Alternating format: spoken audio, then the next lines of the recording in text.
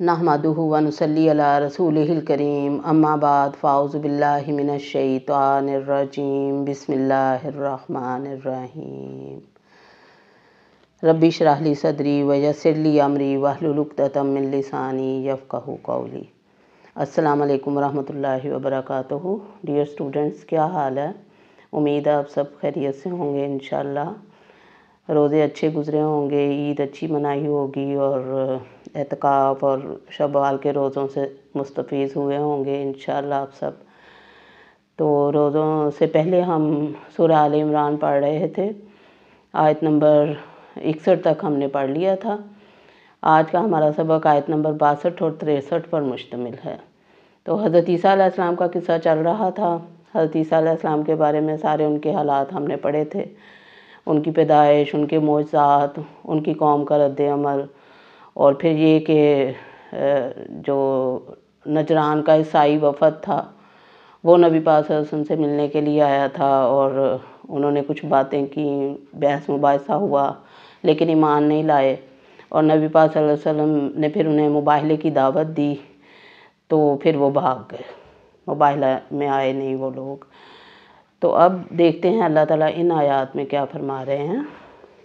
औज़ु बिल्लाहि मिनश शैतानिर रजीम बिस्मिल्लाहिर रहमानिर रहीम इन्ना हाज़ा लहुवल क़ससुल हक़ वमा मिन इलाहिन इल्लल्लाह व इन्नल्लाहा लहुवल अज़ीज़ुल हकीम फ़इन तवल्लौ फ़इन्नल्लाहा अलीमुम बिल मुफ़्सिदीन सदक़ल्लाहुल अज़ीम। इन्ना बेशक, हाज़ा ये, लहुआ अलबत्ता वो, अलकससु किस्से हैं, अलहक सच्चे, बेशक ये सच्चे किस्से हैं, वमा वा और मा नहीं, मिन कोई, इलाहिन माबूद, माबूद बरहक, इल्ला सिवाय अल्लाह, अल्लाह के, वा और इन्ना बेशक, अल्लाह अल्लाह, लहुआ वो ही, अलबत्ता वो, अल अज़ीज़ गालिब है, ज़बरदस्त है, अल हकीम खूब हिकमत वाला है। फ़ाइन पस अगर, फिर अगर, तवल्लो वो मुँह फेर लें, फ़इन्नल्लाह फ़ा पस, इन्ना बेशक, अल्लाह अल्लाह, अलीमुम बिल मुफ़्सिदीन, अलीमुन जानता है, बिल मुफ़्सिदीन फसादियों को, फसाद करने वालों को।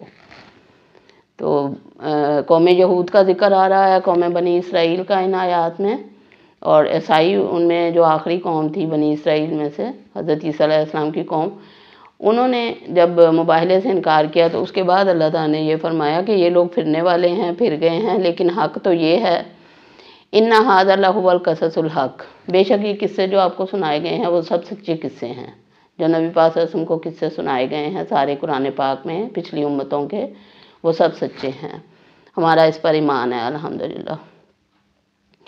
और वमा मिन इलाहिन इल्लल्लाह, और इनका नतीजा क्या है इन तमाम बहस व मुबाहिसे का, कि अल्लाह के सिवा कोई और माबूद बरहक नहीं।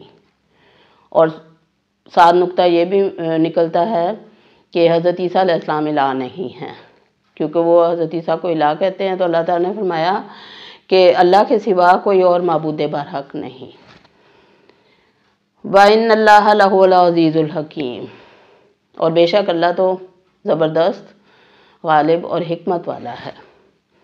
फ़ाइन तवल्लो फ़इन्नल्लाहा अलीमुम बिल मुफ़्सिदीन, और अगर ये मुँह फेर लेते हैं तो फिर अल्लाह ताला फसादियों को खूब जानता है। फसादी किसे कहते हैं? फसाद फैलाने वाले वो लोग होते हैं जो हक़ को जानते हुए उसको माने ना, और दुनिया में अल्लाह के कानून के बजाय अपना कानून राइज करें, अपनी मर्ज़ी शामिल करें।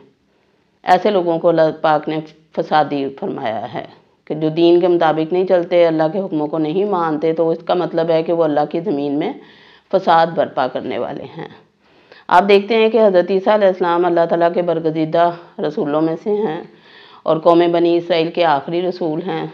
कौम बनी इसराइल की अगर आप तारीख़ देखते हैं तो सारे अम्बिया अलैहिस्सलाम बनी इसराइल में से ही आए, पै दर पै अल्लाह ताला ने उनमें रसूल भेजे, اور وہ اللہ کی بڑی محبوب قوم تھی، قوم بنی اسرائیل، اور انہوں نے بڑا اہم کام انہیں سونپا گیا تھا۔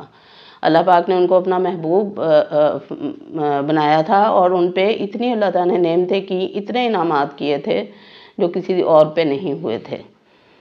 تو سارے انبیاء علیہ السلام اسی میں سے آئے۔ نبی پاک صلی اللہ علیہ وسلم قوم بنی اسماعیل میں سے ہیں۔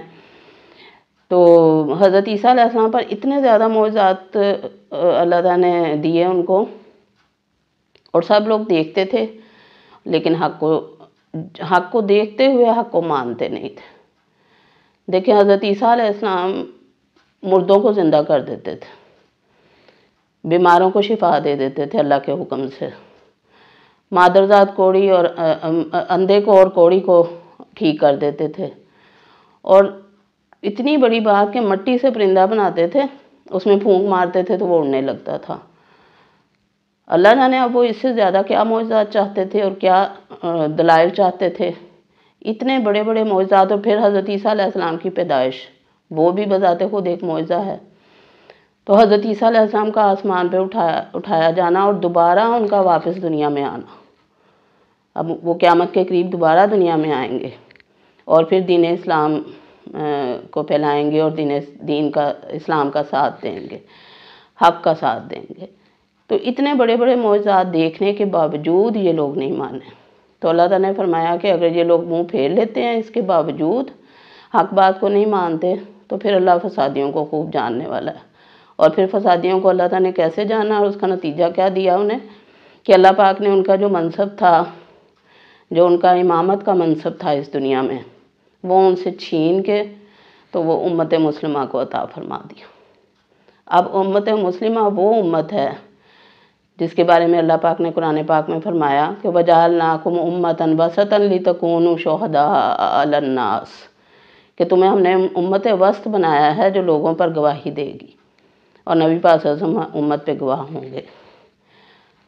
پھر اللہ تعالیٰ نے فرمایا کہ کنتم خیر امۃ اخرجت للناس تأمرون بالمعروف وتنہون عن المنکر وتؤمنون باللہ، تم بہترین امت ہو جو لوگوں کے لیے نکالی گئی ہو، جو لوگوں کو نیکی کا حکم دیتے ہو، برائی سے منع کرتے ہو، اور اللہ پہ ایمان لاتے ہو۔